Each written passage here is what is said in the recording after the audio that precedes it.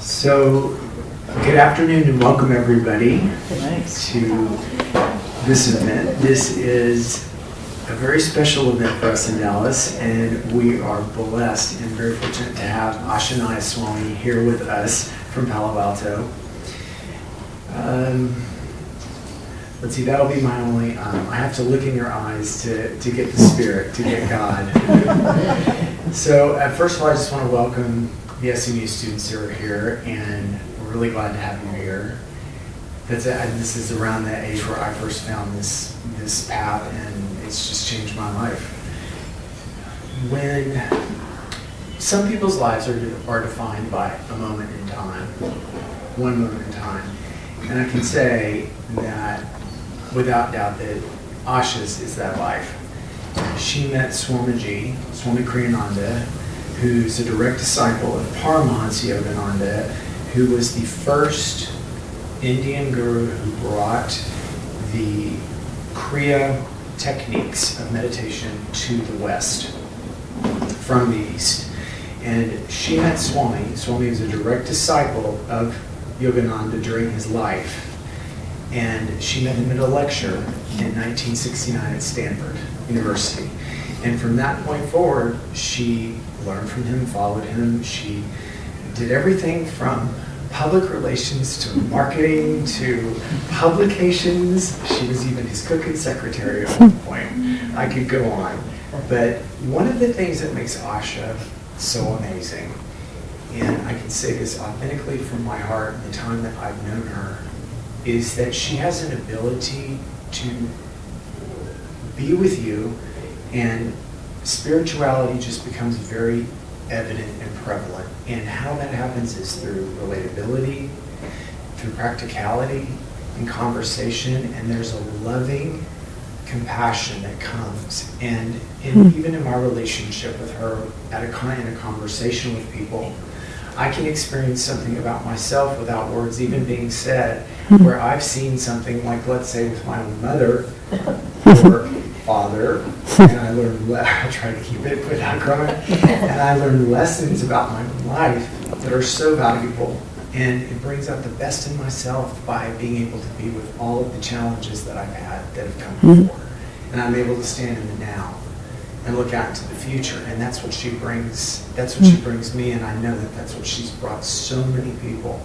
So she lectures all over the world. She teaches. She's on a tour right now that includes Dallas, but she's been out on the East Coast before this, and she'll go on to Europe and to the rest of the world. So there's not really much more to say except to bring her up here. And it needs no further introduction, but we're really honored and privileged today to have Asha Nayaswami with us. Asha. Thank you, Colin. Okay. Thank you. Thank you very much. I really appreciate what you said, Colin, because I hear the way I feel about Swami Kriyananda in what you say. And if there's anything that I'm trying to do in my life, what we all should do is we should try to become our own mentor. We should emulate those we admire. And so if to any extent I have managed to do that, I feel like I am doing what I was born to do, which includes talking a lot and traveling a lot and meeting a lot of wonderful people, all of which I'm deeply grateful for. So we're here today just really to enjoy ourselves. Many years ago, I think it was I who asked Swami Kriyananda the question. It was at a gathering of the community he founded, which at that time was just one location in the Sierra Nevada.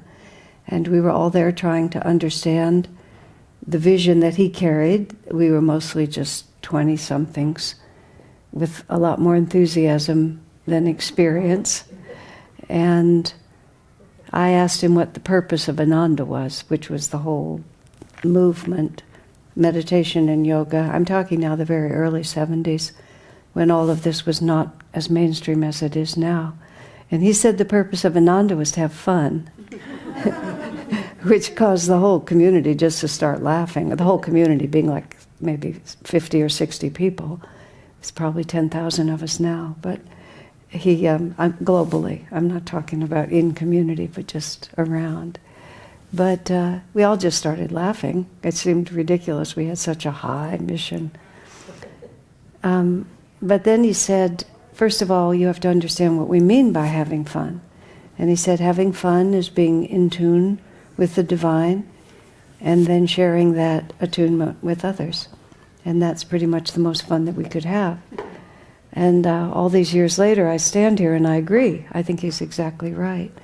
But he also said that for a very simple reason, which is one of the great nemesis of spiritual movements, especially when you're really enamored of what you're doing and impressed by the power that one has stumbled into by the grace of God and good karma, to become confused about where the power comes from, to be confused about our own self-definitions. And so Swamiji, even though he often said to us that he felt, quote, history will show that what Ananda is doing now is one of the most important things happening at this time. History is a long cycle, right? But it will show that meditation, attunement with a greater reality, intentional living in intentional community, many of the things that are just so peripheral that no one hardly notices. But if you read history at all, you realize that entire civilizations are transformed, usually by a small group of people who really love what they're doing. And above all, they love what they're doing, and then they do it with joy. Because joy is, well, first, it's one of the infallible signs of the divine presence, is joy. But also people will go where they find joy, because that's what we're all looking for. Even if discipline is required, sacrifice may be required, but people will go and take that on because there's a feeling of joy in it. So I'm very happy that Colin has enjoyed our friendship and our association, and I encourage all of you to just open your hearts and enjoy yourselves, because that's how real transformation takes place. So I would now like to turn the program over for a little bit to my friend Bara, who is also from California, and he and I have known each other about 40 years. I think his hair was white. Maybe, I mean, it was not white. I think he had a lot more of it. He had a lot more of it. Mine remains brown, but that's just my good genetics. But we were quite young when we started. We're not so young now. And that, to me, is the best that one can say. So when I'm often asked, what does spiritual growth look like? What does success on the spiritual path look like? I've really gotten it down to very, very simple. 2 words: don't quit. And so I'm very moved, actually, and this is just an old woman reminiscing, that I have so many friends, and we started young, and now we're not young, and we never quit. He's a very gifted musician, and will now sing some songs that were written by Swami Kriyananda. Okay.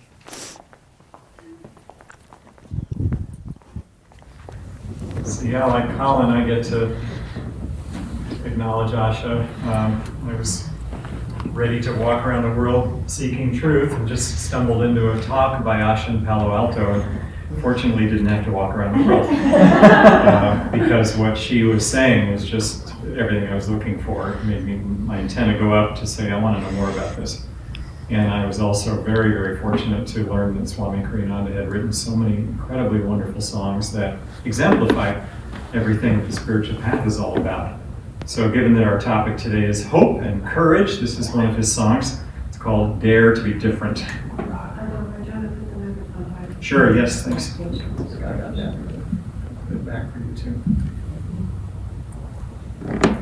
And if you know these songs, I encourage you to sing along. And don't be shy. All it is to participate in it, but otherwise just enjoy the message of the song.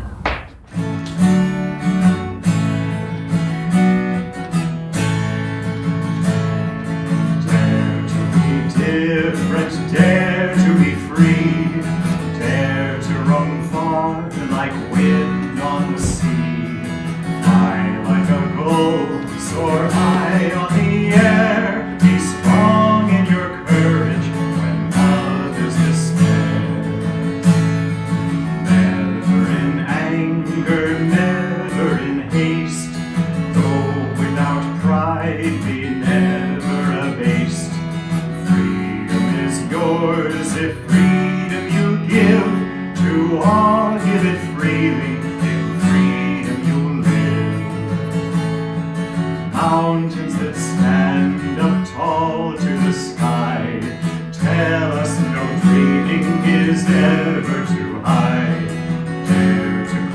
boldly brave that high peak.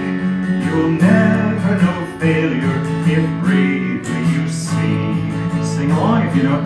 Dare to be different, dare to be free, dare to roam far like wind on the sea. Fly like a gull, soar high on the air. Be strong in your courage when others despair. Be strong in your courage when others despair.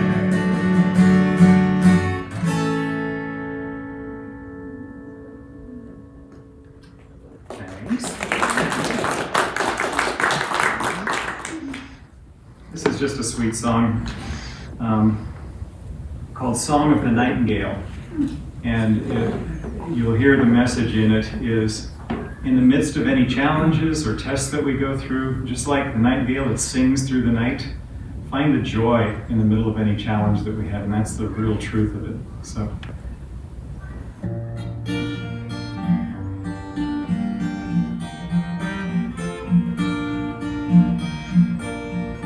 Nightingale, nightingale, sing of joy through the night. Teach my heart to impart everywhere your delight. Sing of moon rays on the rain, sing that love's not in vain. Every grief, every wrong has its ending in song.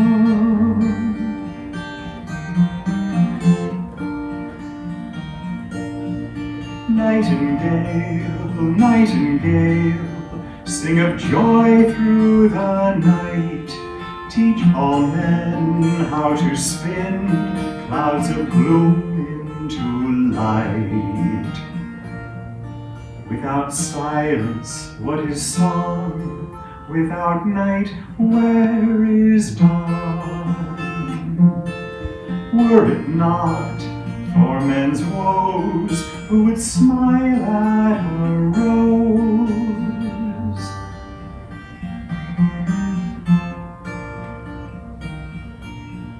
Nightingale, nightingale, sing of joy through the night.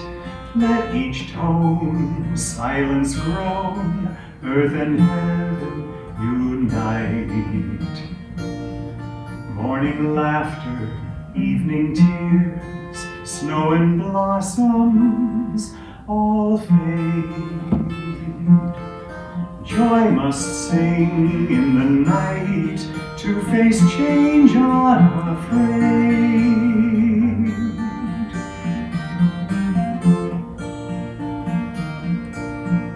Nightingale, nightingale, nightingale.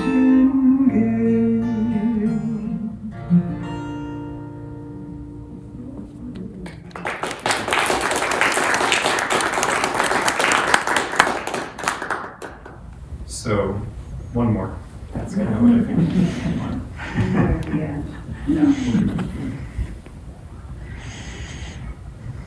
This is another just real inspirational song that, well, I won't even tell you about it. I'll just sing it and you can figure out what it's all about. But it's a song that was meaningful to Swami Kriyananda. He was facing a big test, and in the middle of it all, he just said, you know what? I went to the piano and wrote this song, just looking at the highest message of everything. So, called I Live Without Fear.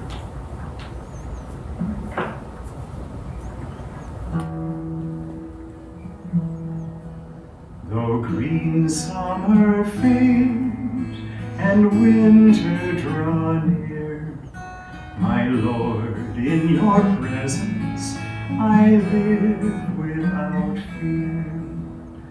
Through tempest, through snows, through turbulent tide, the touch of your hand is my strength and my guide. I ask for no riches that death can destroy. I crave only thee,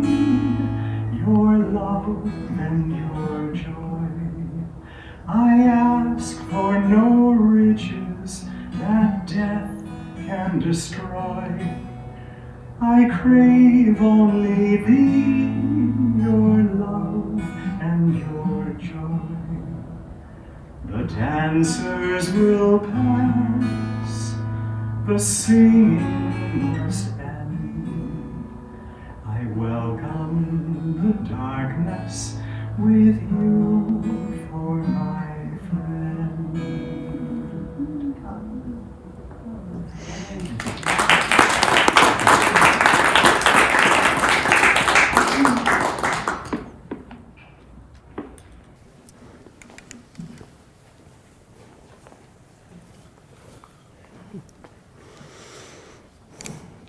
When Paramhansa Yogananda, author of Autobiography of a Yogi, most of you know that fact, that he was the author of that book. He came to America to the USA, to the Boston Harbor in September of 1920. Recently was on the East Coast because the 100th year anniversary, which had been this huge big plan, fell right in the year, guess what, 2020. So everything got canceled. But just a couple of weeks ago, we celebrated 102 years since Yogananda had come to Boston. And he was born for that unique role, which was that this is a time in which East and West are coming together. There's a lot of context behind that, having to do with higher and lower ages of awareness on planet Earth. That is an ancient tradition that all traditional civilizations would talk about. The age, the Bronze Age, the Iron Age, the Silver Age, the Gold Age. They talked about it, I think, the Greeks, of man, of heroes, of demigods and gods. But it's all talking about the fact, as we see evidence on the planet now, that at different times there have been different levels of awareness here. Nobody can explain how they built the pyramids, despite the movie's effort to have all those poor Jews pulling those rocks with these ropes up there. None of that makes any sense when you actually look at what they did. And there's countless other examples of much higher understanding on levels that we're just beginning to comprehend. But in the last 100 years, since Yogananda was here and came as part of that, just look how our world is transformed. I mean, there's scarcely an object in this room that could have existed. Maybe the wooden dais over here, not this microphone, probably not this sweater, not this fabric. I mean, just think about it. And we just ride it. And the other part of it that's so remarkable is we're just riding it as if that were natural. And the fact that our world is just completely mixed up. I live in the Palo Alto area in California, which is where Silicon Valley is. We have no dominant culture. It's so interesting. There really isn't. 1/3 of the people who live there are Asian, however you're going to describe that, India, China, Vietnam, whatever you want to say. 1/3 of the people, 1/3, have Spanish as a first language, which is also very interesting. And then is everybody else. The Jews, the Russians, whoever else we are, we're all just there together. And we live in just a fascinating mix. Right where I live, which is where our Ananda community is, if I walk around the block, which is what people do, lots of us just walk around the block, you can easily hear 2 or 3 languages just in the course of a half-hour walk. People, for the most part, will also respond in English, since it's the only language I speak. That's what I have to do. I've traveled all over the world, and I just start speaking English till somebody answers me, unless I have somebody with me who can carry through like that. But there would have been a time, and 100 years ago, when Yogananda came to America, and he came to New England, which is one of the most conservative areas up there. He was in Massachusetts, and there's a story told by the man who, let me think if this was, I think it was the man who became his first disciple, Dr. Lewis, told by Dr. Lewis's wife, who was a feisty woman. Let's just leave it like that. She became a devoted disciple, but she was a feisty lady. And she talked about just crossing the little town square, the green in their town. This would have been around 1920. And looking over and seeing. And Yogananda wore his hair long. That's his picture there. He wore his hair long. On the boat over from India, he was persuaded by another Indian man on the boat, but who was very savvy about the American ways, that the Americans would either take long hair or a beard, but not both. And since his guru had told him to keep his hair long, yogis tend to go one of two ways. They either wear their hair long or they shave their heads. And your hair helps draw energy in from the world. This is why the Native Americans wore their hair long. And during the time even that they were soldiers, you know, the Native Americans became code talkers for the U.S. Army because their languages were utterly unknown, and no one on the planet could penetrate the mystery of those languages. But sometimes when they were forced to cut their hair, they lost a lot of the power that they had because they were so accustomed to using it. There's so many things going on in this world. We're so smug in our present knowledge. We've blocked out a lot that's true. So she's there, and he's walking across, and he has long hair. And, excuse me, the initiation color that he wore, he was called Swami Yogananda at that time, was orange, which is the traditional color of the Swami order. I am also a Swami, but I'm part of what Yogananda started as the Nayaswami order, which was a new order, changing the color from orange to blue. Not everyone in this room who's wearing blue has taken that initiation, but I'm wearing my initiation color too. And let me get the words right. So Yogananda, at the beginning when he was in America, he often dressed in Indian-style clothes and wore the orange color. As he got more settled into America, he more often wore Western clothes and actually tucked his long hair either into a bun or into his collar. He felt that it just confused the issue to have people think first of what he was wearing and what his hair was like. He wanted to meet people on their common ground, not on their division. But at this time, Mrs. Lewis talks about looking across this little New England town where probably everybody knew everybody, and with all due respect, they were probably not super broad-minded. And she sees this man with long hair dressed from top to bottom in orange, including, I guess, he had a little orange hat on and sort of an orange robe. And all she could think of was uncomplimentary things. You know, just how odd.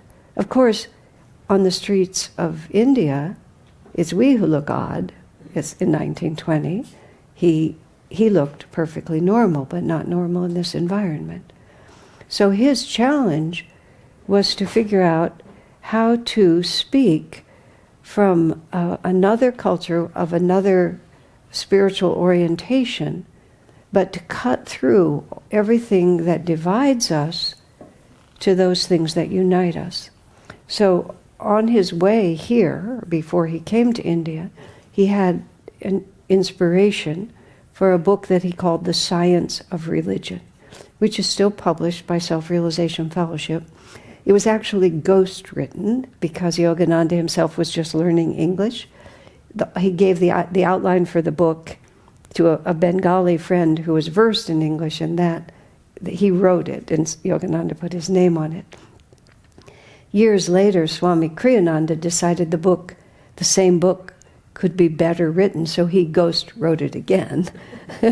But because of complicated legal things by now which were in place, he had to say inspired by rather than putting Yogananda as the author. He called the book God is for Everyone, which is, and the two concepts together are really what we're talking about. The premise of the book is extremely simple.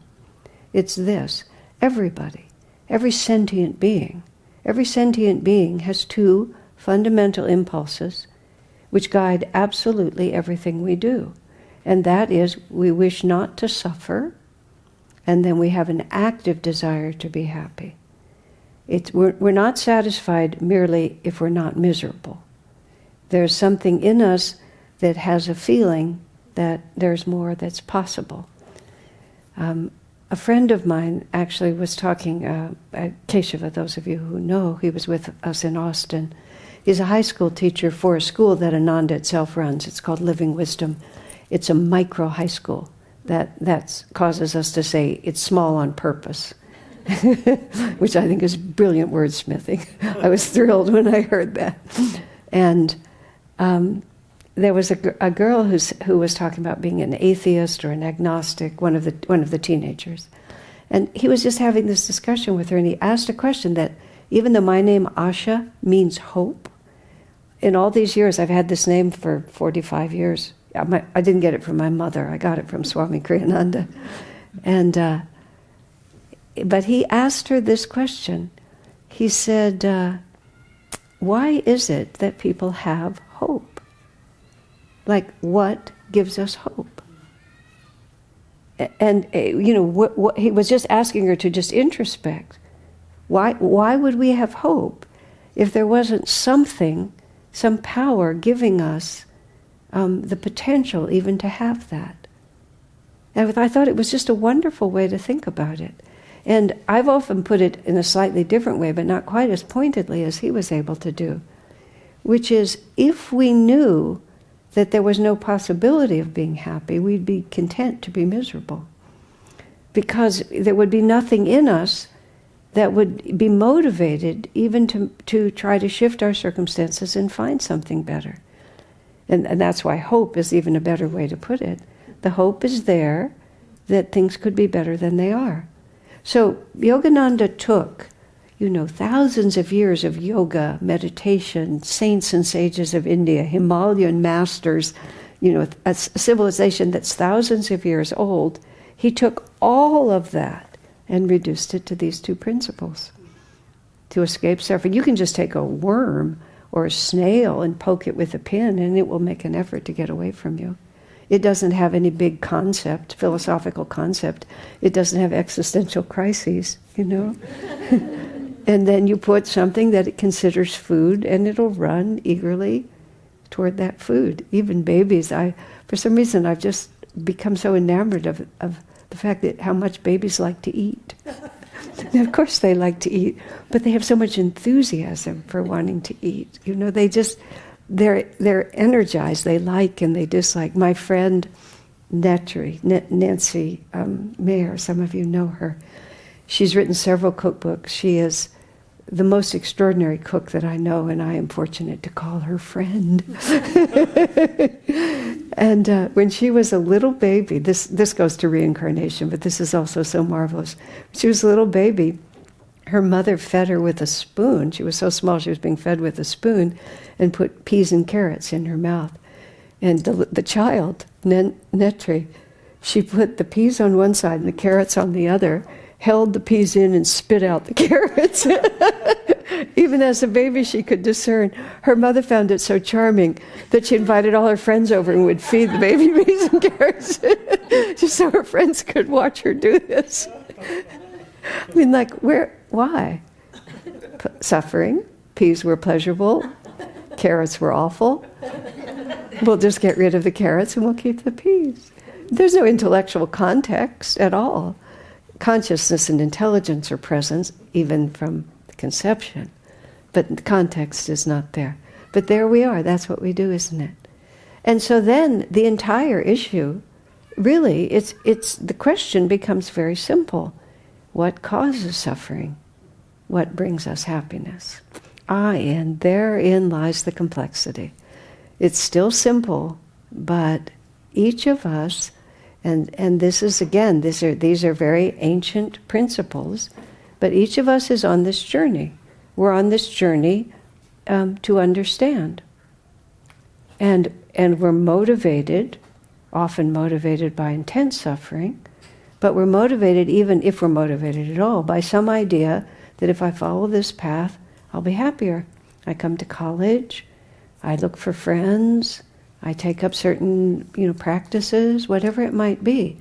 And life itself is a continuing process of asking and answering, asking and answering, asking and answering, somewhat from a sort of theoretical, philosophical, let me figure this out, but much more profoundly from our own experience.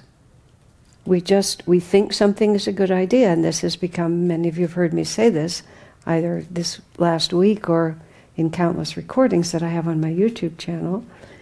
Whenever we do something, we do it in answer to this question because it seemed like a good idea at the time.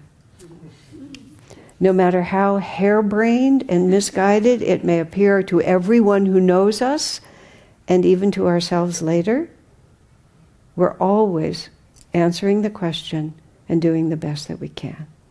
Now, the great difficulty is that everybody's living at different levels of perception and different levels of answering that question. This is from decades ago. There was some horrible outlaw, Dillinger, I think his name was, in the 1920s and 30s. I think it was through the Prohibition era. Some man who was, way in the middle of all that sort of gangland stuff, and had murdered people and done all kinds of really horrible things. And eventually he died. This is a true story. He was shot by the police in the final shootout, whatever the details were. And, on his dead body, they found a note that said, "I have been much understood. Within this body beats the heart of a kind and loving man." Now, nobody could see that, but somewhere in his own self-perception, and that's profoundly true. It's very moving to hear that, isn't it? Because it seemed like a good idea at the time. It seemed like he would suffer less and be happier if he did these things. And then, of course, often what happens is it starts spinning out of control, and we don't have the courage or the capacity or the understanding to make the changes that we need. However, there's another force, this same force that gives us hope. It's also what we call ourselves, what we call, by our name or by the pronouns that we use. We have an idea when I say Asha, when I say I, when I say me, sometimes when I say her, when I'm trying to step back a little from something. But there's an immediate concept that is developed there. I have a specific gender identity, I have a chronological identity, I have a cultural identity, I have a Nanda identity, all these different things. And when I just say I, all of those things are automatically included. And by definition then, if I'm female, I know gender is fluid now. The class right over here was called Sex and Gender, and I looked in the window to see what they were teaching, just right there. However, it's like certain things just stay with me. I don't consider myself to be, I'm not Asian, I'm not Chinese, I'm not 25. I said to my friend, when he was talking to me we were just talking about life, and I said, well, I was considering this man a peer, even though he's young enough to be my grandson. I said, well, at least we are not 25 anymore. And he sort of looked at me, he said, well, technically I'm 26, but I still think I don't qualify for what you're saying. And my spontaneous reaction, without any forethought, was, oh, you poor sap, it's all in front of you. Just like, because I don't identify as being 25 anymore, I identify with all the life experience that has rolled through it, and a whole lot of other things.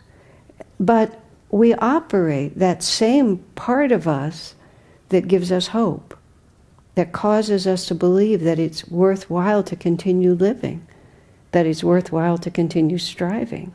And many people find, the anguish of being needs to be, softened with drugs or television or booze or whatever it is.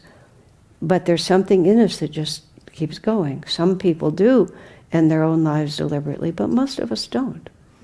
Most of us, no matter what it is, we just, because hope is in there. But there's another force too, which is the pronoun I that we use. We often define it too much in a material way. It's too much about the body I was born into. It's very interesting if you think about this, how much of what you call yourself is based on the body that you're living in.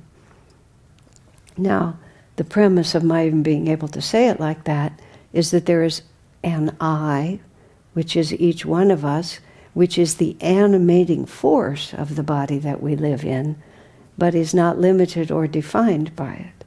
But what happens to us is once we incarnate into this form, and we wear it for a very long time, we begin to lose track of the fact that there is an actual living reality that inhabits it. We just think the body and that living reality are the same thing, and we tend to kind of put a lid on what we can imagine. Nowadays, because of all these marvelous death and return experiences, you don't have to take my word for it. You don't even have to listen to saints or masters. You can just go to the bookstore, to Amazon, and write near-death experience. And you can find all kinds of people who are saying just exactly what I just said, which the saints and masters have been saying forever, but now we're all saying it to each other because we're rising up. The planet itself is progressing into a more subtle, expanded understanding of many different things.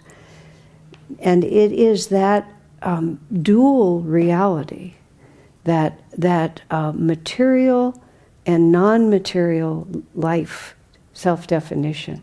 I mean, that's what is moving us all the time. And I was saying that same power that just gives us hope for happiness is actually the moving force of our lives. We think the brain is in charge.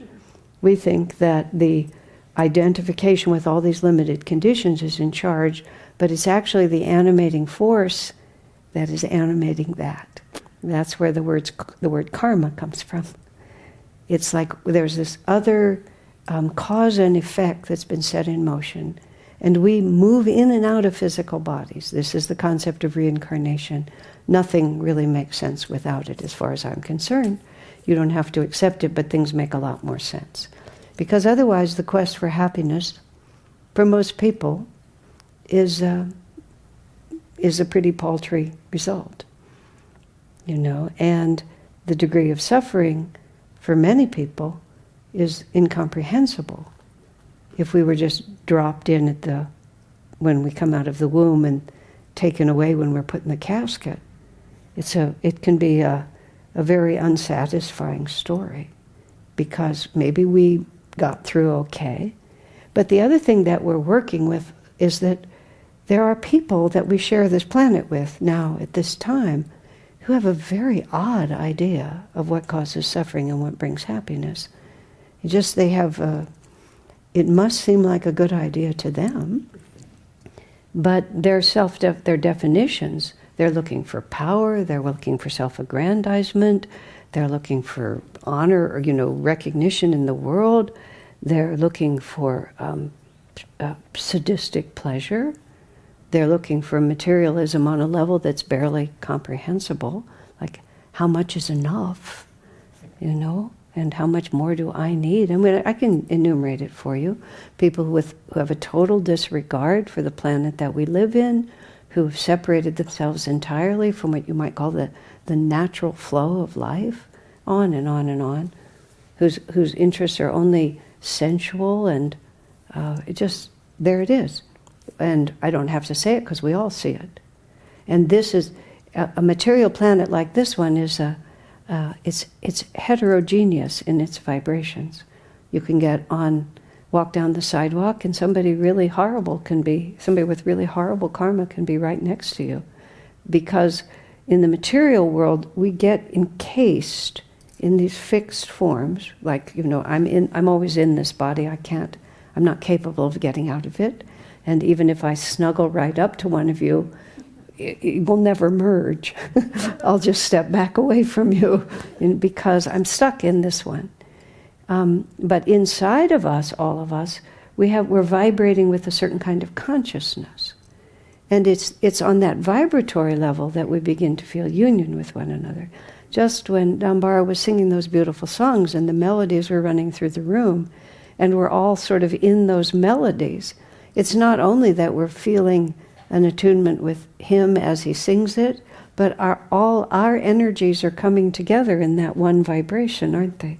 This is the basic premise of hymn singing and, any kind of singing. We start singing together and we become the vibrations. And on the vibratory level, when we're all on the same vibration, then we discover a unity that doesn't surprise us. I mean, that's sort of the interesting thing. We're not shocked by it. And in fact, that unity, we can feel that unity so strongly that we're shocked when we withdraw from it again. Isn't that so? And this is why, from the negative point of view, that there's always martial music behind the soldiers. Because otherwise, how would they have the nerve to do it? They put them in tune with that kind of music, and then they feel this heroic sense of, and the rhythm of the march. It's always there. People figure these things out. And that's part. And if it's a noble cause, and it's heroic music, then it might just be why the person was born. I need to have the courage to sacrifice even life itself for something that's more important to me. So, and it just depends on who you are and where you are and what you're doing. And so we're living in a time when, with all these heterogeneous vibrations, when you go to the world that we go to between our physical incarnations, when the non-physical entity that is us exits at the time of death. And whenever I've been talking about this, I say to people, which is true, that because I've been part of a community for many decades and because I've had a role of spiritual leadership, often at the time of death I get called into things. And I know this may sound odd, but I think funerals are nicer than weddings. I like weddings. Weddings are nice. I've been to some very nice ones. I've presided at some very nice ones, but a wedding is always with a finger-crossed hope, right? A funeral is a done deal, And often at funerals, people are just completely authentic. People are not, they didn't spend hundreds of dollars getting their hair done before the funeral. And you don't usually crowd the whole family up and take pictures, like that. It's just what is at that point. And so there's no reason why we shouldn't celebrate death in the same way we celebrate birth, but we just don't. Yogananda said something so interesting. The astral world, the world between the non-physical world where we reside, he said, a birth in the material world is a funeral in the astral world. A funeral in the material world is a birthday in the astral world. And this, again, just Google near-death experiences. Oh, you're seeing all the people, some of them that you knew in this world, some of them that you recognize but were never incarnated with you. We have our familial connections are just so much vaster than what we know, because this one body tells me I can only have one mother, one father, usually a limited number of siblings, so on like that. But in fact, if we've been many different people over many different times, we have countless ones. Yogananda writes in Autobiography of a Yogi, one of the things we learn in the astral world is that we can love so many people. Whereas in the material world, it's a little hard to love everybody in the same way. But in the astral world, you can love everybody. But there, the vibrations are homogeneous. And so you go to the astral world that matches you, which is why there's heaven and hell. Because people whose vibrations are very dark do not go to lovely places. And in fact, Swami Kriyananda would visit the house where I lived much of the time for the last, 30 years of his life. I didn't live in the same community that he lived in, but he often came and stayed at the house that I was in. And once when he came, some people who, we have a bookstore there, and they gave him this book, and it was very interesting. It was near-death experiences where people went to hell instead of heaven. And Swami's comment was, well, of course, some of them must have gone to hell, or not hell not in the fundamentalist way it's presented in the West, but they went to darker worlds. Because he says not everybody who dies gets to go to a really nice place because they're not nice people, So they go someplace, and in all of these cases, they learn something profound. I'll just repeat one of them because it was extremely interesting. Because I'm on a university campus, there was this man, and I can't direct you to the book because it was an excerpt out of a book, and I don't know who it was. He was a university professor, and I don't know what his field was, but he made a reputation by being extremely cynical, especially cynical about anything that implied that there was a world greater than just the material world and the enjoyments of it. And he would be very sarcastic with his students, and he would mock anybody who came in who had faith in anything. And he wrote books on that order, and he got to be very rich and famous for being, such a nihilist, but, just denying everything upward. So, and he, in that sense, took away the hope of a lot of people because he made them feel stupid for holding out for something positive. So he died, and he went to a world where there was no hope. And he got to see what it felt like when hope was taken away, and it was horrid. I mean, he saw suddenly, what he'd been doing to people. And he didn't die, and he didn't stay dead. He was dead, but he didn't stay dead. He came back into this world, and he realized that he'd made a horrible mistake. So he immediately started repudiating, all his own work, which ended in divorce and estrangement from his children, just everything. But he'd seen that what causes suffering and what brings happiness was quite different than he thought. And he just had to start over, but he was undeterred despite all the losses because he had learned something that he could not refute anymore. Fascinating, isn't it? Yes. Right. But that's what we're doing. This is the other part of us. There's this hope that we have planted in us, and this is why reincarnation is a helpful concept. This hope that we have planted in us is true. But and it's also, it's infinite in its proportions. And this is something we also have to think about between suffering and happiness. It's like once we begin to see that if when our awareness begins to increase, and that's what we're looking for. My friend, when she was just a baby, had this incredible, sensory capacity, and she was aware that peas were good and carrots weren't, and that was pretty much that. But she found it out. She figured it out, and then she figured out there was something she could do about it. It's an incredibly simple example, but if you think about everything in your life is having an experience where you begin to understand that this way will bring more of what I want, and this way will take me away from what I want. And often in our lives, we have points where we have some kind of a stunning revelation, like something that we always thought was going to make us happy. We simply discover that it won't. I became a vegetarian when I was about 18. I don't have very clear childhood memories.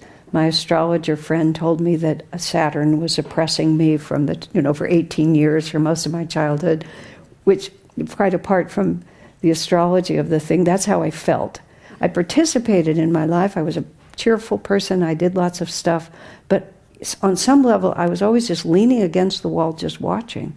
I never actually felt part of it. And I have very few memories of any of that time, and I learned nothing. When I was 22, I met Swamiji. When I was 18, I began to wake up. Because the astrology shifted. No, it shifted when I was 22. Like shortly after my astrology shifted, I met Swami Kriyananda and my life started. That's just a little, commercial for astrology, about which I know nothing. I've just told you everything that I know, but I still find it fun. Now, the point was, yes. When I became a vegetarian, my younger sister said to me like this: if you could become a vegetarian, anyone could become a vegetarian. I guess I was a massive meat eater. I don't remember it, but apparently that was what I did. But it's just one day I became aware of the fact, through reading and through my own experience, that I didn't want to kill animals, and I didn't want to consume dead animals. It was just really simple. Children totally freak out when they discover that chicken used to be chicken, and it's a big deal. I accidentally told some small children that sort of thing, and I got a lot of flack from their parents afterwards. But they love the little chicken, and they didn't realize they were eating the dead one. Practically my last memory of eating meat was when I was still a student at Stanford, I had a very short student life, very short. But I went somewhere to some famous hamburger stand somewhere near the campus, and I ate a hamburger, and I was already getting into this thing. And that night I dreamt the whole hamburger on the bun, with a little bit of lettuce and the raw onion. It moved through my body. I dreamt it all night. It was going through my veins, and it was this big lump that was just moving around my body. And it was horrible. Okay? But I'd eaten it with relish. Not with relish, that's a pun. Okay? With enthusiasm. But I became aware of the fact that it was going to cause me more suffering than happiness, for a whole lot of different reasons, including health. So that was just like, I mentioned my sister and so on, because it was just a giant leap from where I had been before. All of a sudden I was aware of something, and that it was always there to be known. It wasn't created all of a sudden. It was that I became aware of it. And then step by step by step, everything in my life shifted has shifted, keeps shifting. Thank you. Just keeps changing. Because I become aware of something. What is the end point of expanded awareness? If you can become aware of something that you never knew that completely changed your whole point of view in life, why can't that happen again? And why can't that happen again? What is the end point of that? And that's the hope that's planted in us. And the difficulty is that there are two eyes. And one eye is determined that we will keep expanding our awareness until our awareness becomes infinite. It's very ambitious for us, and it's filled with hope, and it will not let us settle for less. And you don't have to have a big metaphysical context to know that. You just know that. You're just not going to settle for less. Something's going to keep pushing you. And that keeps pushing us, and it's the operative force more than we realize. And there's a whole metaphysical story that goes with this. It's karma, reincarnation, and the chakras. If you're interested at all, on my YouTube channel, just Google Asha Nayaswami, you'll find it. Type in karma, reincarnation, the chakras. And I can explain all this. It just takes more time than I have today, at least in a way that is potentially sensible. I believe is sensible, but it makes sense. But that part of us that will not settle for anything less than true happiness, not just passing pleasure, not just ease and comfort, not just wealth and recognition, but independent, untouchable, enduring freedom and happiness. And what it does is that it keeps drawing us the experiences we need to become aware of things we don't yet know. And unfortunately, because we're kind of dum-dums, sometimes that awareness has to be forced upon us. And that's what's called suffering. And even Yogananda said to Divine Mother, as he speaks to God, "Why must you teach your children through suffering?" But the problem is it works, isn't it? And any of you who've raised children recognize, how children feel about being disciplined. One of my friends, her son was 5, and she was compelling him to do something that was for his own good. He was furious with her. He went off to his room in a fury, but it wasn't enough that he stalked out of the room at the age of 5. He came back and he looked at his mother and says, first he says, "I hate you, you're a terrible mother," which is what children do. And then he said, "You weren't even my first choice." And this happened by the time I met her, her son was 20.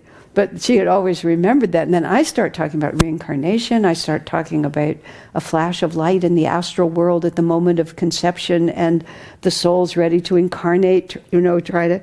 So when boy was 5, the mother became very interested. She was a good mother, so she didn't take it personally. She said, "Really, honey, who was your first choice?"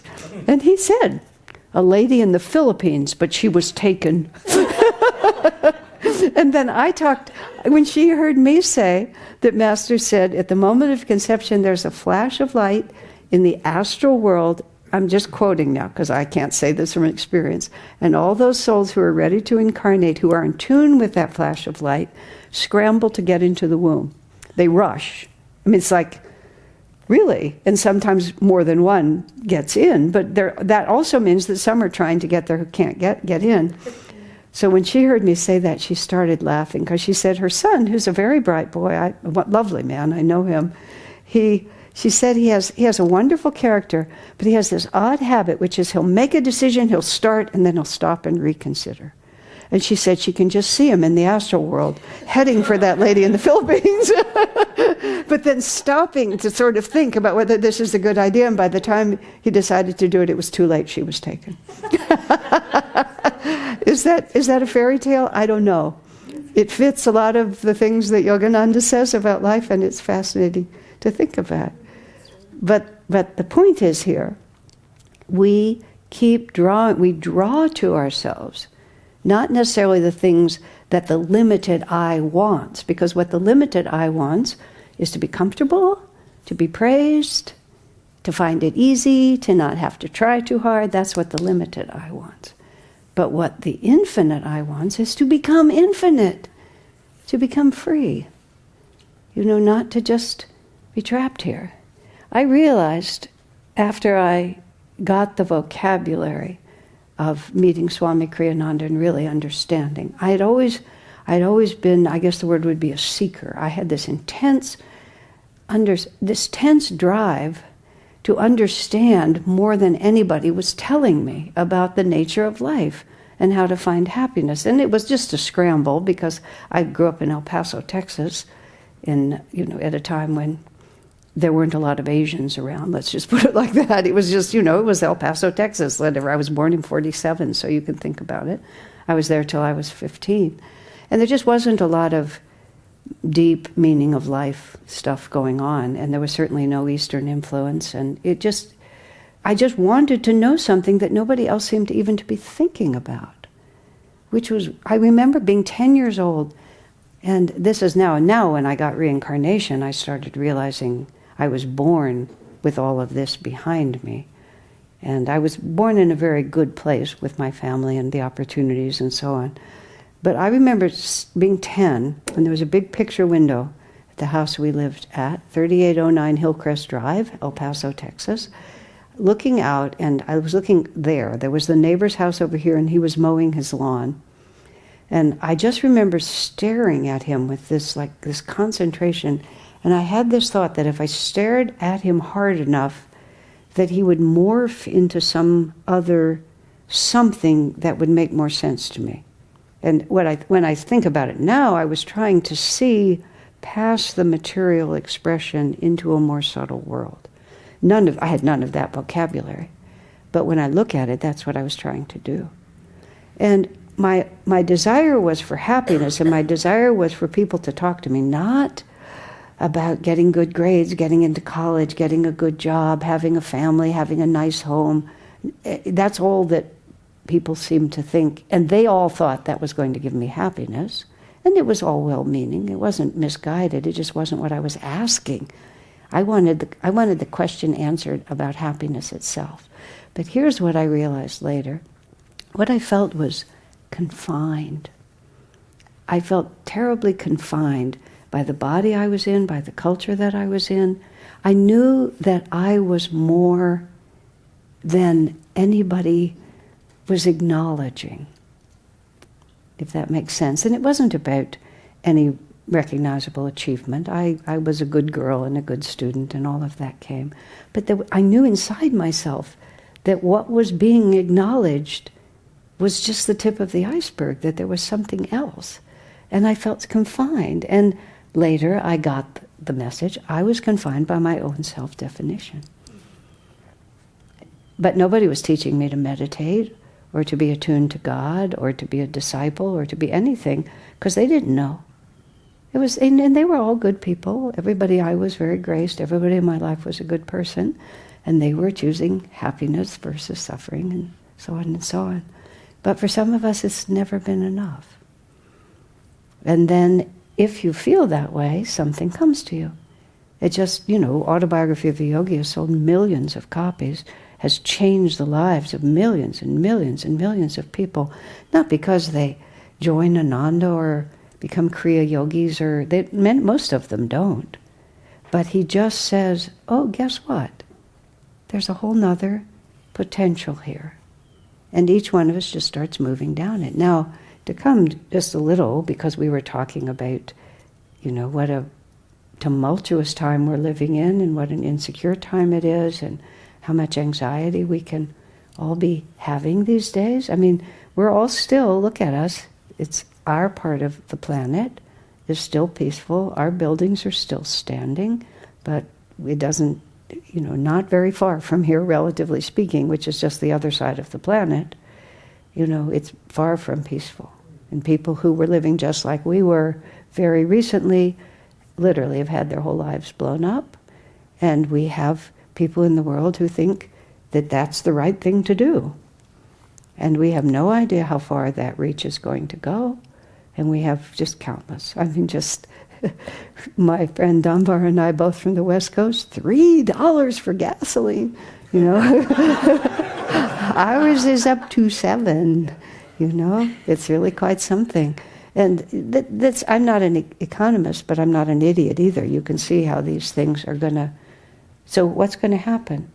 And what should we do? What is being asked of us? Why are we being pushed like this?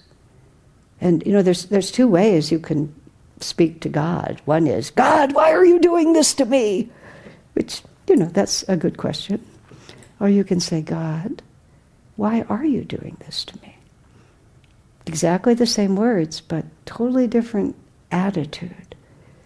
So if we accept any of the premise of anything that I said, that we have hope, we're here for a reason, happiness is possible, ever-increasing awareness is the answer, I am not just this limited self-definition, there's a whole nother self that is constantly animating this. What is that one trying to accomplish? And the goal of that one is bliss, not just a good time, but perfect bliss and perfect freedom. But we're not aware of that. So what happens is that right now, and this is actually a very good time to be born, because, especially those of you who are younger, because some of us who are closer to the end than the beginning, I don't know how things are going to develop. I don't know what world we're going to see. But a lot of people who are the poor saps and it's all in front of them, right? Or those of us who get to preside and watch our children and our grandchildren go into another different world than the ones that we were living in, or not, who knows? But we're being asked to become aware, and what we're really being pushed. Okay, what happens when the world around you becomes really insecure or not to your liking? Well, we can look around. I don't follow politics very much, but I pay enough attention. There's a lot of people who are profoundly upset about the way the world is going, and their ideas of how to be happy and to end suffering is to stop the change. Just hold on to whatever it is that we're used to having and do what you can to impose that on everyone else. Someone was even talking about how brilliant when the British were doing the campaign to exit from the European Union, just even that idea that you could exit, and that implies that you came in this door and you'll go out the same door and you'll be in the same place. That if we can get out of this, then we'll go back to that. And not having noticed that in all that time there was a moving parade out there. So when you try to step back to where you were no longer exists. But this is People want it to go back to the way it was. You know, when I walk around my street, when I go to the YMCA and get into the hot tub and everybody's speaking Chinese except for the two who are speaking Spanish over there, and I just am silent because I don't know either of those languages. You know, that was not, it's the Young Men's Christian Association after all. But a lot of people are fighting super hard to simply stop it.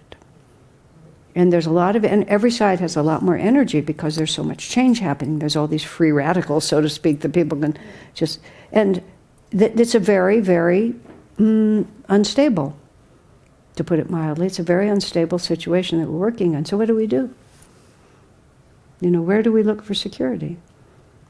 And I believe the reason this is happening is because what is really trying to happen is we're trying to understand reality on a deeper level. This is Yogananda's force starting 100 years ago. It's a pulse. You know, it's the changes that great spiritual figures make do not happen immediately. Jesus died, was thrown into that tomb, and then he rose from the dead. How many people paid attention? You know, he was just nobody, and all his disciples, almost, with the exception of John, I think, in one way or another, were martyred. I mean, it was not like, it wasn't a glorious march into heaven, you know, right from the beginning. But it pulsed, and it pulsed, and it pulsed until it changed the whole planet. And there are other sons of God, self-realized masters. You have to go onto the Gita as well as the Bhagavad Gita as well as the Bible. And there's this force. And it's a force of awakening. And many, many people are also catching that force of awakening.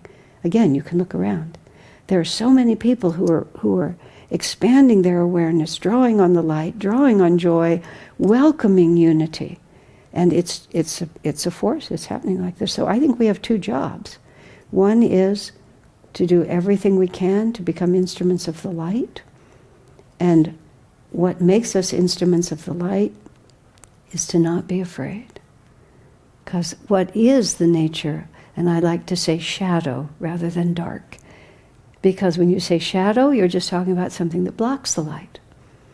Because the light is always there, but shadow blocks it. What is the worst block of the light? It's fear, isn't it? So much of everything that's done wrong is because we get afraid. So we have a really simple job. Why am I afraid? How can I overcome my fear? This is where meditation, relationship to a higher reality, intentional community, courage and willingness to face in on a moment-to-moment basis those things that we're clinging to that we hope we can get away with. But every one of those creates a vibration. And that vibration is a dissonance compared to the power of light that's coming in. Is this an easy assignment? No. But this is the only reason we were born. This is the science of religion. This is the divineness for everyone. We are here to understand what really causes suffering and what really causes joy.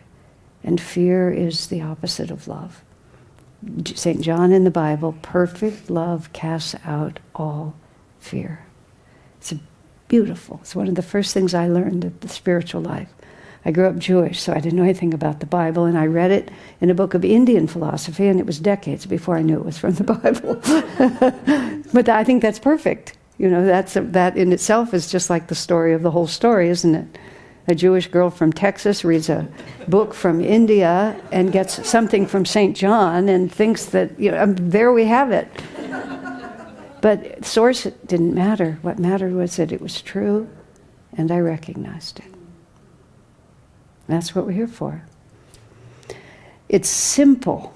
It's just not easy. And you need to keep those two things separate in your mind. Because things are not easy, we think they're complicated. They're not complicated. Perfect love casts out fear. Meditation, loving God, service, countless things. Those are all different stories. But once we have the desire, then the way will open for us. It will. So, my friends, do we have any questions or comments before we have more time. Yes. I'm interested in your path.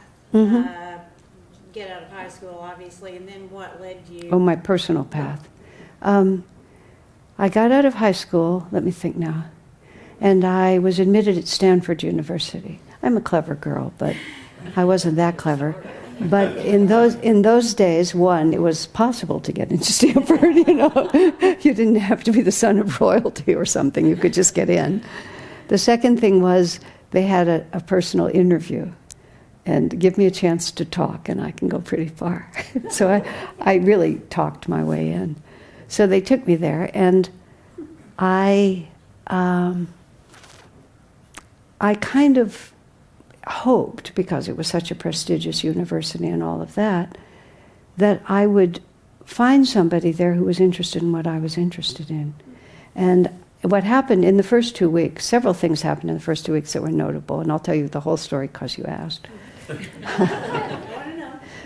First, I wrote an English paper and I got an A+ on it. It turns out I am a writer. But that was very depressing to me, because this was the first week of school, and if I'm already getting a perfect grade, how am I ever going to learn anything? That was quite distressing to me. So I went and somehow got myself changed into another teacher's class. No, I went to somehow more the head of the department, and I complained about my A+. And so he sent me to another teacher. But then that man became interested in me. That man was married and had 3 children, and he tried to seduce me. And I looked at him. I mean, all I thought was, "You are such a moron." And I wasn't a prude. This was 1965. Everything was just coming open at that time. That wasn't it. It was just like, "You're a moron. You have a wife and 3 children, and you're seducing one of your students, and you're supposed to be my teacher?" It was just like, "You're out of your mind. What have I gotten myself into?" And then I started, and he was a popular, regular guy. It was just like, you don't know anything about suffering and happiness. I couldn't have articulated it, but clearly he didn't. And then I started going to some of my classes, and I realized that they were interested in knowledge, but they were not even actually interested in wisdom. They were just accumulating knowledge, comparing this to that, that to this to that, that to this. And I just this is not what I'm interested in. Now, of course, if I'd wanted to be a doctor or a lawyer or, any number of things, they were very intelligent, except for that.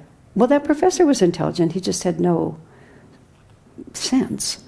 But anyway, this was also 65. All that, everything just about this kind of thing burst out later, but it was always happening, People are people. But I just realized they didn't know what I wanted to know. So some of you have heard me say this, the Grateful Dead, who became really a big story later on, they formed right near Stanford, and even as sort of part of that scene there. So I started finding out where they were playing every weekend, and I just basically went out, and I never drank much because I liked my brain. But I would drink a half a beer, and then I would dance all night, and it was great, and then I flunked out. Just because I got A's and F's. And my new English teacher, who was at one of those parties, who was a little drunk, he says to me, "You're a smart girl. I don't want to flunk you, but you never came to class." I said, "Steve, it's fine. I knew what I was doing." "You're a smart girl. I don't want to flunk you." It was chaos. Then I went home and I met people who were interested in Eastern religion. In El Paso? No, by then I lived in California. My family left when I was 15. And I met people who were interested in Eastern religion. I read that book that said Perfect Love Casts Out All Fear, and it said other things I wanted to know. It took me about, 10 minutes to realize I'd found what I wanted. And these were, I have to say, a brilliant group of people, but they were interested in wisdom. So I spent 3 years just, doing non-professional jobs just to make money, to be with my friends, to talk about all of this. And I read books and books, books, books. I read about I wanted to know how to live. I didn't just want to know what the philosophy was, which I was enjoying learning, but I wanted to know how to do it. So I, at the metaphysical bookstore, there was a section on people who'd done it. You know, Himalayan yogis, Tibetan yogis, Buddhists, Protestant missionaries, doctors who went into to serve, Catholic saints, and I just like read through all of these, but none of them had any context that I could do anything about.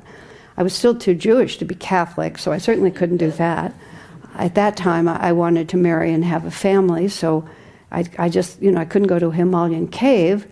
Buddha was long since dead. Krishna I couldn't figure out. There was all this stuff. I was just spinning my wheels, and I remember thinking, I couldn't cross the barrier. I had all this new possibility, and I couldn't figure out how to live it. This was the last 3 years of my 19-year Saturn period too. And then a friend of mine met Swami Kriyananda. She said to me, I've met a real teacher and I think you'll like him. Those were her words. And then I'll tell you something secondarily. I was a food fanatic by that point, and she was a gourmet cook. And we were always fighting about whether cheesecake was actually protein or not. So she told me first, I've met a real teacher and I think you'll like him. Then she said, and she and her husband went up to San Francisco and visited him where he lived. And then she said, we went to see him and he fed us Earl Grey tea and cheesecake, like that. And for the next 20 years, we never talked about diet. It was just over at that point, because Kriyananda was not a food fanatic.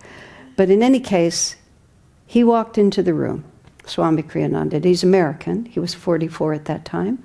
And he walked into the room, and I recognized him. I recognized him. I mean, I knew that there was something, he was familiar to me. But I'm not a person who has woo-woo experiences at all. But when he walked in, I felt he was as big as the room. And that was where the concept confinement first concern came to me, because my aura, my energy field is, it's gotten bigger. But then it was about this big. Maybe it was even maybe it was even concave, I'm not sure. But anyway, it was real small. And his wasn't. And I could feel that he was joyful and that he was free. He had a freedom about him and it was so immensely attractive to me. And he was starting a community. And the community had a retreat, which meant it was not dropping out from society, it was also serving. Because I wanted something meaningful to give my life to, and I wanted something meaningful to share. Both of those are very important, and bingo, there it was. And it was like a no-brainer. It's just like, this is it. And it was an impulsive decision on one level, but 50 years later, it's like, that kind of worked out. Yeah, that's interesting that, what was it, Rumi said, what you're seeking is seeking you. Yes, that's exactly right. What you're seeking is seeking you. That's so, Rumi's poetry is so wonderful. But it's just so simple. We're not alone. You see that? And in fact, I've read some really fun books recently about people who are really psychic. We are always surrounded by angels, by our guardian angels, by saints and masters. I mean, like right here. I'll tell you a really funny story in that one. I read this book called Psychic Healers. It was this man, it was written in 1974. I just found it in the used book section. I just read it recently. I think the author's first name was David. If you ever see it, it's an extremely interesting book. He did very good interviews with the kind of people, who can kind of reach in and lift the cancer out kind of people, without anesthesia and without blood. Really interesting. And so this one gal, she'd always been just aware of other realities, and she started training as a psychic healer, and they kept sending her guides, and she rejected them all. She thought they were all jerks. She didn't want to work with any of them. Finally, she gets some Peruvian ancient or something who has become her constant guide. And the interviewer says, so does he come when you do healings? Oh, no, he's always with me. He said, he's always with you? And then he says it rather delicately, when you're alone with your husband, he's always with you? She said, uh-huh. And he said, isn't that a little creepy? And she says, well, a little at first, but I got used to it. Of course, they're not on this dimension. You know, we're crossing dimensions. And her daughter apparently is just like her. And she said her daughter did go through a very awkward period where she was afraid to take a shower. But what you hear from these is just how different reality can be from the reality. And these psychic healers were interesting because they weren't saints. I mean, some of them were more saintly than others, but they were just people who happened to have extra perception that we don't have. But it really made the point to me, which many saints and masters say too, that we are never alone. We are always being aided.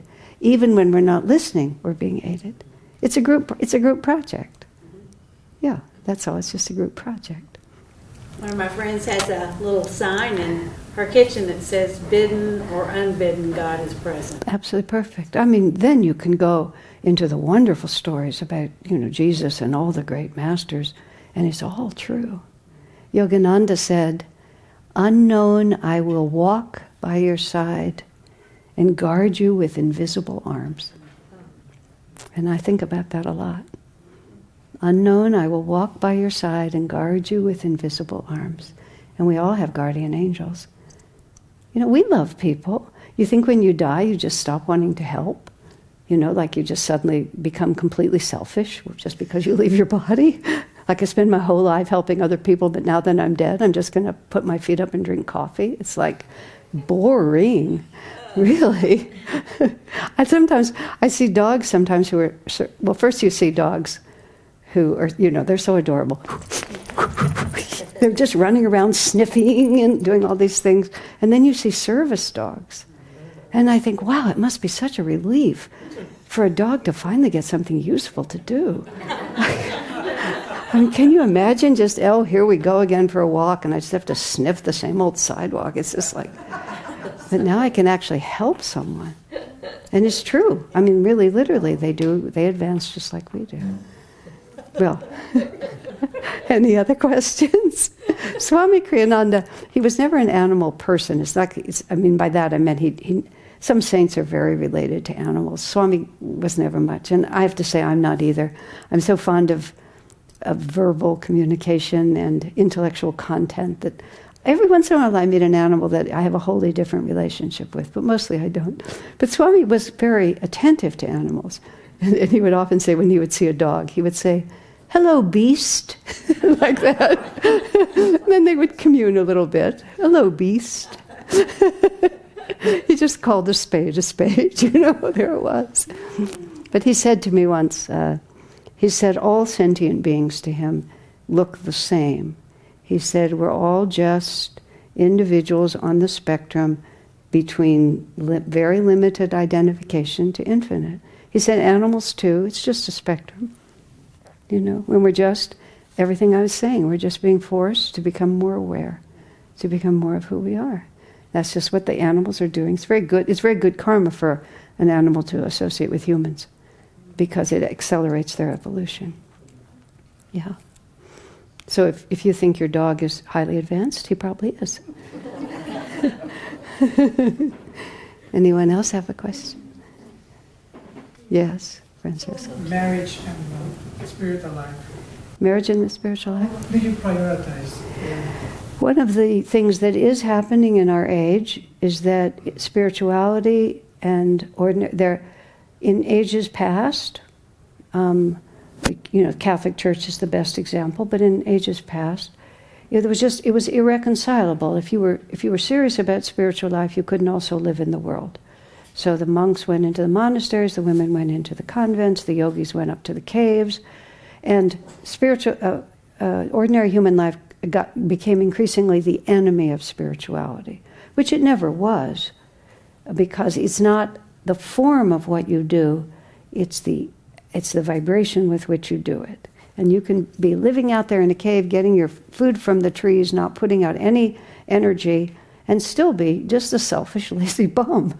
There's no guarantee. You can be mean-spirited in the middle of a monastery, and you can be absolutely selfless, raising an enormous family and supporting all your relatives. It's what you're actually doing.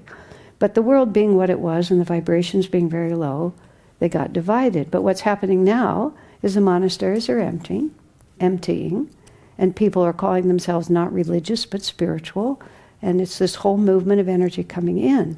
So the whole idea that to love someone, to not be celibate, to raise a family is somehow the opposite of being spiritual is simply not true.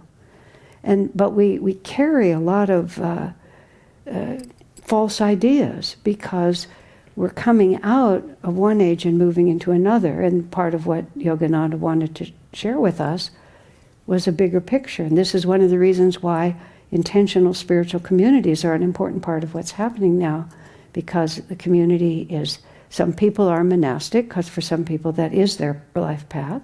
Most people want to be married. Many people want to raise children. And what we're wanting to express now is that anything can take you into a higher state of awareness, and anything can take you away from it. It's, as Swami put it, it's just a thing, and it entirely depends on how you do it. Now, being single, I've been married and I've been single. I've been on both sides of it, so I know it well. Both sides have great advantages, spiritually speaking, but when you marry and have children, you've got a lot of other people's karma that you have to now start working with. Once you have children, their karma is your responsibility. You've lost your freedom. That's simply that. When you're single, especially if you're a sannyasi, as I am, it's different. I have countless people in my life that I love and keep in touch with, but there is a freedom for me just to follow the karma that's mine without having to adjust it. But of course, having to adjust to everybody else's karma is a great ego destroyer. And being free just to do what I want is a great ego danger. So just toss a coin, my friends. My personal theory is that everyone has, and I know this is grim, a certain quota of misery that you're just going to live through. So you can marry and be miserable, or don't not marry and be miserable. It's like we all are going to suffer in some way because we all have to learn. So it's not a question of what you're doing. It's a question of whether you are learning as you do it. And that's all that matters. Nothing else matters but that. And this is a hard world. You have to put out a lot of energy to just make it through this world. And what I started to say before you took the conversation in a different direction, but it's an important point to finish. People read that you should be detached, that you should not have desires. I often talk about when I was very early on this, I was going to convince my friend to be on this path. For some reason, neophytes think that the idea of telling people that you should not have any desires is a compelling first argument. It's an idiotic argument, So I was there trying to persuade my friend that desire was bad. So I was saying, how you want things and then you get them and they don't fulfill you in the way that you think. And she was right with me just all the way. And I thought, oh, my first convert. I was so excited. But we got to the critical moment, where I was going to say, so overcoming desires. And she says, yes, you get things and they don't satisfy you. That's why it's so important to keep on wanting new things. So it's just like, whoa, something is really not here. So people get the idea that I'm not supposed to be attached, I'm not supposed to be involved, I'm not supposed to have desires. But what they do instead is they don't put out energy and they're not committed. And low energy and lack of commitment is not the same as detachment. It's usually fear. It's usually fear. Real detachment is when you give your whole heart to whatever is being asked of you, but you're not depending on anything outward for your happiness. Your happiness comes because you're doing what you know you're supposed to do. That's a specific stage. I act because of because it is the right thing to do. I marry because I love this person. I raise a family. I work because it's the right thing to do, not because then you'll love me back and I'll be safe. But if you don't really commit your energy, detachment is usually suppression. It's not really freedom. And so most people want to marry. Most people are not really very good celibates. Most people are much better having close family, both because of the fact that it rubs your ego and rubs a lot of your ego off, and also because we're lonely, and it's hard to keep your energy up unless there's an incentive around you. And there's nothing unspiritual about that. There's everything spiritual about it. Yeah, it's very important. People, love is there. Pardon me? Love is there. That's, you love Yes. that. Love. Your environment. You love the people. Yeah. So you want to give. You want to more. give. Love makes giving effortless. And almost everyone has to learn love by loving other people. You have to be very, very advanced before you can learn love without any close relationships. And even I, in the life that I live, I have dozens and dozens of very close friends that I'm deeply committed to, because I've been in the same community for 5 decades, like Dunbar and I, you know. So I have learned to be committed, but it doesn't have to be. You don't have to birth the children and you don't have to marry the people. But you have to be committed to giving. That's what Swami Kriyananda was. That makes sense? It's a good question. Okay, my friends, I want a little music, so I'm going to invite Dambara up to sing us a few more songs. And I guess that's all I have to say. Thank you all very much. Okay.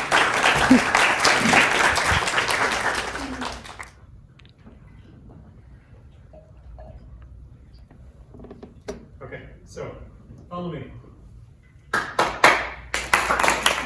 Okay, once again.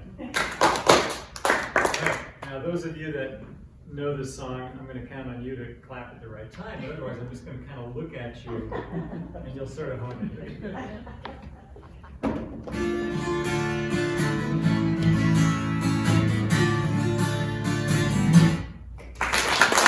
Manana, friends, the world will still be there. A world of suffering, a world of care. Today we'll dance and tell the universe there's love and song for everyone. Fling joy like roses on the laughing winds and melodies upon the air. Tell everyone that joy is theirs alone, who smile and light and call it fair. Fling joy like roses on the laughing winds and melodies upon the air. Tell everyone that joy is theirs alone, who smile at life and call it fair.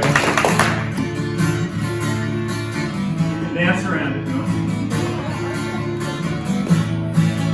Manana, friends, the world will still be there. A world of suffering, a world of care. Today we'll dance and tell the universe there's love and song for everyone. Fling joy like roses on the laughing winds and melodies upon the air. Tell everyone that joy is theirs alone, who smile at life and call it fair. Fling joy like roses on the laughing winds and melodies upon the air. Tell everyone that joy is theirs